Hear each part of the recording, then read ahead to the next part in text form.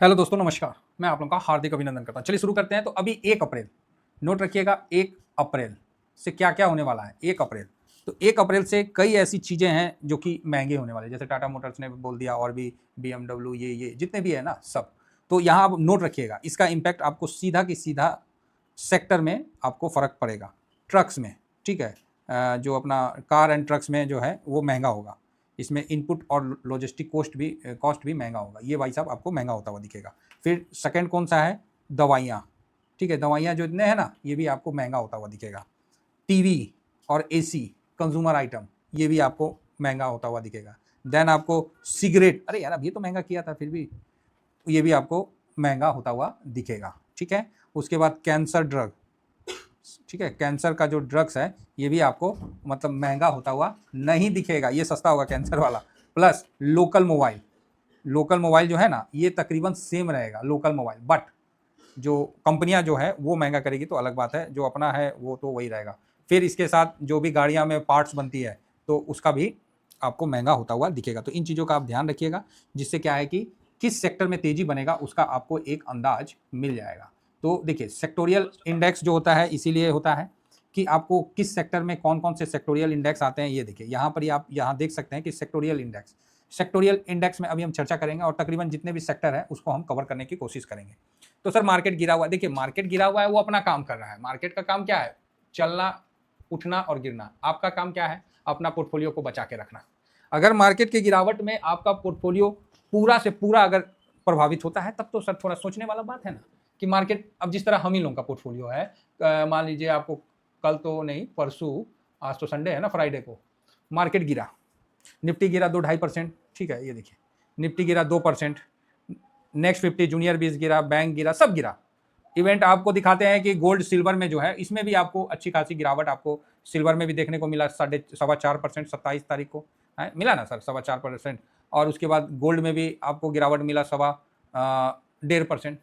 सब जगह गिरावट है, पूरा जहां आप इन्वेस्ट किए सब जगह गिरावट है। उसके बावजूद भी आपका पोर्टफोलियो अगर 1.5% गिरता है, आपका पोर्टफोलियो 1.8% गिरता है, आपका पोर्टफोलियो 2% गिरता है, सर आप किसी भी एंगल से कहीं कमजोर नहीं है।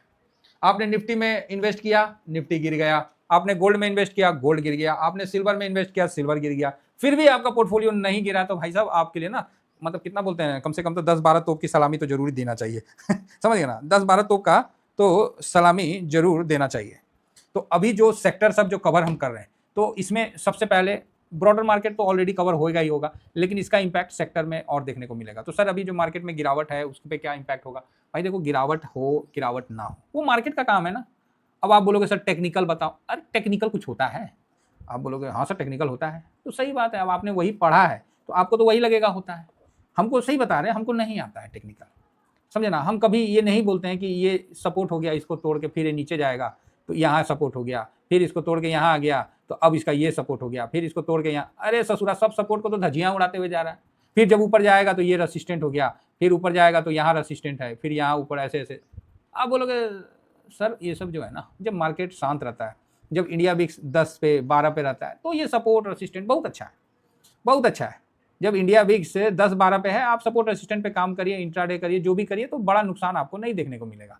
मूव एक तरफ रहेगा। लेकिन जहां इंडिया विक्स आपको बढ़ के इस लेवल में आ गया, तो आपकी सपोर्ट और रेसिस्टेंट का ना तिल्ली बना देगा, तित्तड़ बना देगा। समझ गए? हाँ, जैसे नहीं बचपन में हम लोग जहाज, कागज का जहाज बना के उड़ा देते थे, या पानी में डाल देते थे, तो ये सपोर्ट रेसिस्टेंट को ये ऐसे ही हवा में उड़ा देगा। तो इसका ध्यान रखिएगा।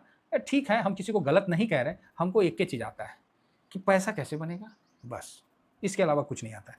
कब फंड खाली करना है, कब मार्केट में इंटर करना है, डर कितना मार्केट में है, इन सब चीज़ पे हम लोग का फोकस रहता है। इसको देख के हम मार्केट के सिचुएशन को भांप लेते हैं, और उस हिसाब से हम लोग का हर इन्वेस्टमेंट चलता है। हम लोग कभी ये नहीं कहते हैं कि हम लोग बहुत बड़ा, मतलब क्या है वो, मतलब वो है बहुत ज्ञानी है, बहुत ना ना ना ना, मार्केट में तो अच्छा अच्छा ज्ञानी का ना ओह लंका लगा देता है, बात समझ रहे हैं? हाँ, तो हम लोग ये कभी नहीं बोलते। हम लोग ये बोलते हैं कि हाँ भाई, मार्केट हम लोग के साथ, मार्केट के साथ हम चल लेते हैं, इसमें भगवान की कृपा है, और मार्केट हमको साथ दे देता है, तो बस उन्हीं की कृपा है। अपना तो कुछ है ही नहीं। अपना तो एक ही काम है कि अपन डिसिप्लिन में चलना है, अपना लॉट में कुछ भी हो जाए पोजीशन वैसा ही रखना है, गिरावट आया अपना लगाना है, और जो पैसा बचा हुआ है बॉन्ड में उससे दुश्मनी नहीं लेना है। ये नहीं सोचना है कि मेरा बॉन्ड में पैसा पड़ा हुआ है, वहाँ रिटर्न नहीं बन रहा है। आज बॉन्ड 6% का रिटर्न दे रहा है, साल भर में तो निफ्टी ने रिटर्न नहीं दिया। और लॉन्ग टर्म लॉन्ग टर्म पे वीडियो बनाएंगे, कैसे लोगों को, मतलब क्या हम बताएं, छोड़िए हटाइए, नहीं तो फिर यूट्यूब का एल्गोरिदम खराब हो जाएगा। क्या है, तो देसी आदमी जब बोलता है ना तो सारा एल्गोरिदम का धजिया उड़ने लगता है, तो इसीलिए भैया हम चुप हो जाते हैं। आप बात समझिएगा, लॉन्ग टर्म कौन चीज़ होता है? आप ना 1 लाख रुपया सालाना जमा करिए, हम आपको 50 साल बाद आपको 10 करोड़ दे देंगे, चाहे 5 करोड़ दे देंगे। अरे भाई 50 साल के बाद तो मेरा उम्र 80 का हो जाएगा, तो 80 की उम्र में ना मुंह में दांत रहेगा, और पैसा लेकर हम कौन चीज़ करेंगे? तो मतलब कई चीज़ है लॉन्ग टर्म का, हम जब बताने लगेंगे ना तो आप, एक आदमी भी ऐसा नहीं होगा ना जो उससे वो नहीं होगा, बोलेगा एकदम सर 100% सही है। इसीलिए हम लॉन्ग टर्म के बारे में ज़्यादा नहीं बोल रहे हैं, क्योंकि 1 साल में निफ्टी का रिटर्न आपके सामने है, जितने भी लॉन्ग टर्म वाले हैं सबका रिटर्न आपके सामने है। उस पर हम आपको विशेष चर्चा करेंगे, और इस पर हम आपको एक अच्छा वीडियो बना के जरूर देंगे, जो कि आपको समझने के लिए बहुत सही रहेगा। अब देखिए, 1 अप्रैल से जो चेंजिंग हो रहा है, ऑटो को पता ही है किससे करते हैं, ऑटो 20 से। हम लोग इसको ETF से कवर करते हैं। ETF लोगों ने हेज करने के लिए बनाया था, है ना? लेकिन याद है ना 71 में भारत के पास भी था, क्या था वो मिसाइल का, वो क्या एयर डिफेंस सिस्टम था, वो जाकर लाहौर का पोर्ट पे लगा दिया कि मारो मिसाइल। और जैसे मिसाइल मारता था एयर डिफेंस सिस्टम जाके उसका मुँह में टक से मार के गिरा देता था लाहौर, और नेवी का वाट लगा रखा था। अब बोलेगा हाँ बात तो सही है, मतलब जैसे मतलब शेर मुंह खोला नहीं, चाहे कोई मुंह खोला नहीं कि एक तबड़ा फट से मार दिया तो वहीं बंद हो गया। तो हम लोग को नहीं मतलब है कि हम लोग क्या कर रहे हैं, हम लोग को ये मतलब है कि अपना पैसा 2 पैसा बन जाए, बस इससे ज़्यादा कोई मतलब नहीं हमको मार्केट से और किसी चीज़ से। जो फैक्ट है वो मैं आपको क्लियर वर्डों में बोल रहा हूँ ना सर, ऑटो वाले ये हमारा कोई रिश्तेदार है, रही वो करता तो कौन चीज़ हमको करता, हम लोग का तो बस है कि पैसा थोड़ा बन जाए, बस ठीक है। तो ऑटो में जो रेट बढ़ेगा तो कंपनियां को बेनिफिट होगी, और कंपनियां जो टूट रही है इससे यहाँ इसको स्टेबिलिटी मिलेगी, इसमें तो कोई शंका नहीं है। फिर भी अगर मार्केट नीचे आता है तो अपॉर्चुनिटी, FMCG सिगरेट खाने पीने का भी दाम बढ़ेगा, ये तो स्वाभाविक है कि क्रूड का जिस तरह से चल रहा है, तो बहाना चाहिए लोगों को कंपनियों को रेट बढ़ाने का, तो वहाँ ये बढ़ेगा और सारा ठिकरा सरकार के ऊपर फोड़ देगा। ये बहुत तेज लोग है भाई, ये बहुत तेज लोग है। तो आप बोलोगे सर तेज लोग, अरे भाई आपको नहीं पता है। और यहाँ तेज होने का मतलब गलत सिस्टम नहीं है। ओह कैसे समझाएं, मान लीजिए यहाँ कोई तेज है, तो तेज का मतलब ये नहीं है कि हम उसको गलत वे में बोल रहे हैं, हम पॉजिटिव वे में इसकी बुद्धिमत्ता को हम सल्यूट करते हैं। तो आप बोलिएगा कैसे? तो मान लीजिए आप गए ट्रेन में, ये मतलब आप अपना किसी परिजन को छोड़ने के लिए रेलवे स्टेशन गए। अब रेलवे स्टेशन का दाम है, स्टेशन में गए और उसका जो है 50 रुपया दाम है टिकट का, प्लेटफॉर्म टिकट का होगा, आपको ही पता है। अब आप गए, अब आपको 50 रुपया दे के ही आप अपने परिजन को छोड़ने जाना पड़ेगा। तो आप बोलोगे हाँ सर, नहीं तो TT पकड़ लेगा तो 500 और 1000 रुपये का मार देगा फाइन, पता ना कितना मार देगा, यही बात है। तो आप बोलोगे जी बिल्कुल। तो यहाँ पर ही एक जो बिजनेसमैन है वो क्या करता है, वो 50 रुपये का टिकट नहीं खरीदता है, और ना वो सरकार को विरोध करता है। पब्लिक क्या करेगी, वो विरोध करेगी, रोएगी, देखो 50 रुपया का टिकट है, ये बताओ क्या मतलब है, हम तो रेलवे स्टेशन से कहीं जा भी नहीं रहे, रेलवे स्टेशन पे आए हैं खाली। तो पब्लिक क्या करेगी, रोएगी, पब्लिक क्या करेगी, अपना विरोध करेगी, है ना, और उसका कोई नहीं सुनता है। जो टिकट काटने वाला है वो बोलेगा सर हमको बोल के क्या फायदा, हम तो कर्मचारी आदमी है। अब सरकार को बोलिए, अब सरकार को वो है कि जाके उसको आप बोल दीजिएगा, पहुंचना मुश्किल है, कैसे बोलिएगा, तो मेल कर दीजिएगा, तो पोस्ट, कोई नहीं करता। यही बिजनेसमैन आएगा तो क्या करेगा, बिजनेसमैन आया पूछा हाँ भाई 50 रुपया, बोला हाँ, बोला ऐसा कर, मान लो हमारा टाटा नगर है, टाटा नगर में 50 रुपया मेरा प्लेटफॉर्म का टिकट है। अब मेरे जैसे लोग चले गए तो वहाँ क्या करेंगे, अंदर भी जाना है और पैसा भी नहीं देना, तो क्या करेंगे? तो आप बोलेगा सर तो आप बाहुबली वाला स्टाइल में जाइएगा। अरे नहीं भाई, धंधा बाहुबली से नहीं होता, दिमाग से होता है। मैं क्या करूँगा, टाटा नगर से आगे कोई भी स्टेशन का एक टिकट मैं बाई कर लूँगा, जिसका दाम लोकल ले लूँगा, जो ट्रेन आने वाली है 3 घंटा आगे, ठीक है, उसका दाम है 20 रुपया। बात समझ में आ रही है? उसका दाम कितना है, 20 टका, 20 रुपया, 20 रुपया, हम 20 रुपया का टिकट ले लिए, ठीक। अब हम रेलवे स्टेशन के अंदर जा सकते हैं, कोई रोकेगा तो कोई नहीं रुकेगा। वो भाई आराम से गए, आधा घंटा जो भी अपना जो है उसको भेज दिए और फिर वापस आए। तो आप बोलोगे सर आप तो 20 रुपये में काम कर लिए। अरे नहीं भाई, उसके बाद आए और उसको वापस से कैंसिल करवा दिए, क्योंकि ट्रेन आने से पहले आप टिकट कैंसिल करवा सकते हैं। तो जो ही पैसा दे देगा, तो मान लीजिए उसमें से अगर 50% काटेगा तो मेरे को तो 10 रुपया तो वापस कर देगा। आप ही बताइए, 10 रुपया तो वापस कर देगा ना? आप बोलोगे यस 10 रुपया कर देगा एज पर रूल।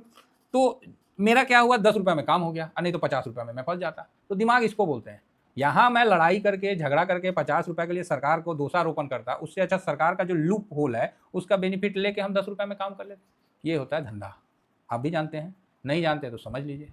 तो इन चीज़ों को आप समझ के सरकार से आपको लड़ाई नहीं करना है। लड़ाई करिएगा तो सिस्टम से तो आप बुर्बक बन जाइएगा, जेलों में डाल देगा, समझे? हाँ, तो उसको इस तरीका से भी हैंडल किया जा सकता है। तो हम लोग तो भाई यही चीज़ आपको भी बताते हैं कि किस तरह से कब कैसे कैसे चलना है, वो चीज़ बता रहे हैं।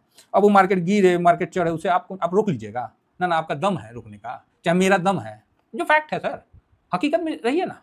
और आपका ट्रेड लाइन लगा देने से सपोर्ट हो जाएगा और असिस्टेंट हो जाएगा। ओए होए जय हो, समझ गए? हाँ समझ, अब आप समझ गए होंगे। तो देखिए ना, हम कैसे रेलवे स्टेशन से निकल लिए काम करके। अब आइए यहाँ FMCG, तो खाने पीने का भी रेट बढ़ेगा। हाँ, IT वाला में क्या है, डॉलर मजबूत हो रहा है तो IT थोड़ा मजबूत होगा, तो ये भी दिख रहा है। मीडिया का तो पता नहीं, मेटल का भी तो भाई जब लोहा का मतलब गाड़ी का दाम बढ़ेगा तो मेटल वाला भी थोड़ा बढ़ाएगा। फार्मा तो भाई आपको क्लियर है कि फार्मा ने पहले ही बोल दिया है कि भाई मैं तो दाम बढ़ाऊंगा, जिसको जो करना है करो, मैं तो दाम बढ़ाऊंगा। अब इसे क्या है कि सरकारी बैंक, इस पर कोई ज़्यादा फर्क नहीं पड़ेगा, ये अपना वहीं का वहीं रहेगा। इसका तो बेनिफिट तभी होता है जब लोन ज़्यादा लोगों को मिले तो वहाँ से 2 पैसा रिटर्न है, तो वही बेनिफिट है।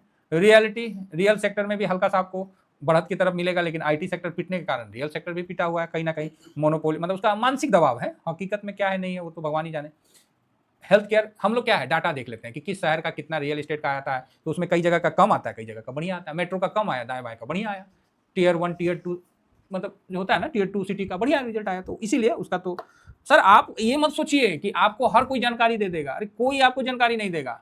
आपके पास टाटा स्टील का शेयर है तो आप जाके घुस जाइएगा कंपनी के अंदर में, है ना। आप बोलिएगा नहीं सर मेरे पास ना 50 तो शेयर है टाटा स्टील का, हम देखना चाहते हैं कंपनी में। साहब गेट से अंदर घुसने नहीं देगा, बोलेगा नहीं निकलो, कहाँ क्या, नहीं हम शेयर होल्डर है। अच्छा शेयर होल्डर है ना, तो ठीक है बाहर खड़ा रहो, अंदर नहीं जाने देंगे। आपके पास गेट पास है, आपने परमिट लिया है, कोई इस तरह वो बात समझ रहे हैं। सर एक आम आदमी को कौन इंफॉर्मेशन देता है किसी भी शेयर का। आप बोलोगे सर हम HDFC बैंक का होल्ड कर रखे हैं, नहीं, जब उसका मैनेजर और तुम चक्रवर्ती साहब जब अपना रिजाइन दे सकते तो उससे ज़्यादा आप जानकार हैं, सीधी बात है। उसके बाद उसने HDFC ग्रुप ने 3 और को हटा दिया, जो कि मतलब सऊदी का उसमें जो घपला में हुआ कि बॉन्ड को उन्होंने गलत ढंग से सेल किया। तो मतलब आप ज़्यादा जानकार हैं, ज़्यादा आप सपोर्टर असिस्टेंट पे काम कर रहे हैं, ज़्यादा आपको टेक्निकल ज्ञान है। भाई साहब क्यों उल्लू बना रहे हो? जो फैक्ट है उस पर बात करते हैं ना। चक्रवर्ती साहब से ज़्यादा जानकार थे आप, वो अपना कंपनी छोड़ दिया और बोले कि नहीं भाई मेरा जो मतलब सही ढंग से काम नहीं हो रहा, तो भाई हम तो हटे, जो नियम कानून है उसके अनुसार नहीं हो रहा। इतना साल सर्विस करने के बाद आप ही बताइए। तो ये चीज़ समझिए, शेयर सर हम लोग के बस का नहीं है। आप क्या देखिएगा, FIS का पोजीशन वो तो क्वार्टरली अपडेट करेगा, एक दिन में मार्केट कैप खट से लाख करोड़ रुपया निकल जाता है, और ये चीज़ आप लोग खुद देख रहे हैं। तो थोड़ा सा प्लीज़ प्रैक्टिकल हुई है तो ज़्यादा बेटर रहेगा। और बाकी सर हवाई हम अपन बात नहीं करते हैं, हम लोग जो है ना ग्राउंड लेवल में करते हैं। कंज्यूमर ड्यूरेबल भी आपको बढ़ता हुआ दिखेगा, ठीक है। तो ये सब फाइनेंस में आपको अच्छी थोड़ा सा रिकवरी मतलब देखिए। अब केमिकल में तो भाई पता नहीं बढ़ेगा कि घटेगा, ये तो हमको भी नहीं बुझा रहा, झूठ का है बोले नहीं बुझा रहा तो नहीं बुझा रहा। हाँ, गलत चीज़ बोल के कोई फायदा नहीं है, तो इसका आप विशेष ध्यान रखिएगा। तो 1 अप्रैल से जो जो चेंजिंग होने वाली है उनसे इन सेक्टरों में आपको एक अच्छा मतलब गिरावट रुकता हुआ दिखेगा, जिससे क्या है कि कंपनियों को ही बेनिफिट होगी। रेट बढ़ेगा तो पब्लिक को तो बेनिफिट नहीं होगी ना, कंपनी को बेनिफिट होगी। जिस न्यूज से पब्लिक को बेनिफिट होता है तो शेयर बाजार गिर जाता है, जिस न्यूज से शेयर बाजार को बेनिफिट होता है तो पब्लिक मुंह बना लेती है।